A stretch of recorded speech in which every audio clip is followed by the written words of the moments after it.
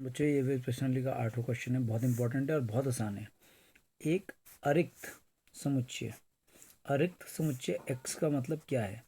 अरिक्त मतलब जो null set ना हो, जो रिक्त समुच्चय ना हो, कि इस सेट में जो एक्स जो सेट दिया इसमें कम से कम एक अवयव जरूर होगा, यानी कि ये नल सेट नहीं होगा, रिक्त समुच्चय नहीं होगा, दिया हुआ है, इट इज़ गिवन। और यहाँ पर पी एक्स दिया है, पी एक्स आप जानते हैं पावर सेट होता है, यानी कि घात समुच्चय, पावर सेट कि जो एक्स के जितने भी सबसेट होंगे, यानी कि एक्स के जितने भी उपसमुच्चय होंगे उनसे बना समुच्चय पी एक्स होता है, पावर सेट। क्लियर? जो कि एक्स के समस्त उपसमुच्चयों का समुच्चय है। ये बात जो मैंने बताई आपको उसने लिख दी कि जो एक्स के जितने भी उपसमुच्चय होंगे उनसे जो समुच्चय बनेगा, उनसे जो सेट बनेगा वो पावर सेट होगा। पर विचार कीजिए, ठीक है। अब आगे क्या कहता है? निम्नलिखित तरह से पी एक्स यानी कि पावर सेट में, यानी कि घात समुच्चय में एक संबंध आर हमें परिभाषित कीजिए, ठीक है। और क्या दिया है? पी एक्स में उपसमुच्चय, इस घात समुच्चय में इस घात समुच्चय के जो दो अवयव हैं, इसके दो उपसमुच्चय हैं ए और बी, ठीक है। के लिए ए से बी में एक संबंध है, A is related to B. ए से बी में क्या संबंध है? वो संबंध ये है कि ए जो है वो बी का सबसेट है। क्या संबंध दिया है? ए बी का सबसेट है, यानी कि ए बी का सबसेट है, यानी कि ए के सारे अवयव बी में है, ए बी का उपसमुच्चय है।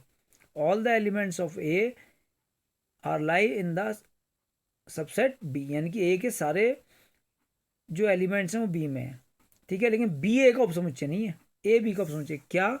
संबंध आर, संबंध आर पी एक्स में एक तुल्यता संबंध है। हमें बताना है कि संबंध आर जो है वो पावर सेट में, यानी घात समुच्चय में एक तुल्यता संबंध है या नहीं है।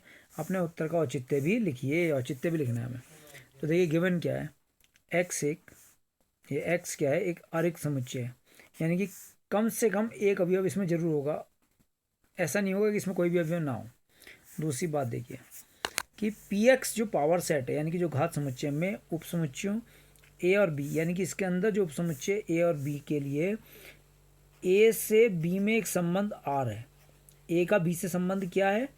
वो केवल संबंध ये है कि ए जो है वो सबसेट है बी का, ए के सारे अवयव बी में है, ए के सारे अवयव बी में है। What we have to prove, सिद्ध क्या करना है?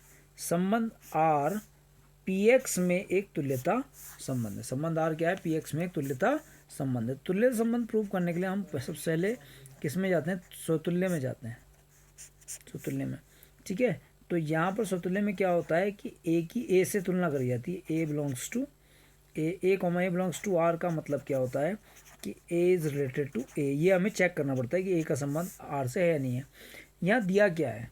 यहाँ दिया है A is the subset of B, A किसका उपसमुच्चय है? बी से। तो अब हमें पता करना है, ये हमें दिया है, इसलिए ए इज द, बी की जगह कौन आ जाएगा? ए। तो ए का सबसेट होता है नहीं है? होता है या नहीं?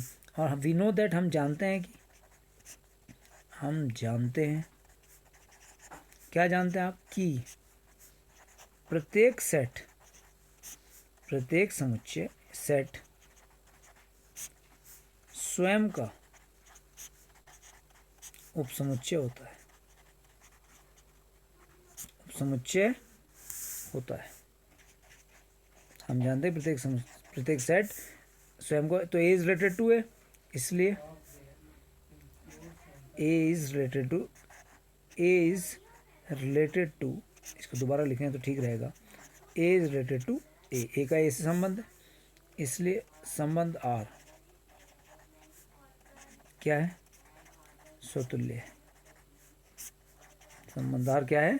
स्वतुल्य है। अब किसके चेक करते हैं? सम्मित के लिए, सम्मित के लिए चेक करते हैं। तो सम्मित में आप जानते हैं कि अगर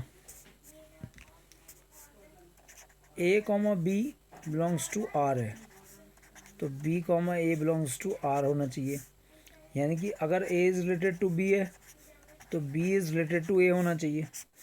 अब अपने सवाल को देखते हैं हम। तो यहाँ पर A is the subset of B है, ए बी का उपसमुच्चय है, इम्प्लाइज क्या बी ए का उपसमुच्चय दिया था हमें? या हो सकता है? बिल्कुल भी नहीं हो सकता। बी ए का उपसमुच्चय नहीं हो सकता। ऐसा किस कंडीशन में होता है कि ए बी का उपसमुच्चय और बी ए का उपसमुच्चय हो? वो कंडीशन होती है ए बराबर बी में, कि ए बी का उपसमुच्चय हो, A is the subset of B, और B is the subset of A. वो किस कंडीशन में होता है कि जब ए और बी दोनों सेट बराबर होते हैं, तब ऐसा हो सकता है। तो हमें ऐसा सब दिया ही नहीं था उनने, हमें तो ऐसा दिया ही नहीं है। उसने कहा है कि पी एक्स में उपसमुच्चयों ए और बी के लिए जो संबंध ए से बी में है वो केवल क्या है कि ए उपसमुच्चय है बी का।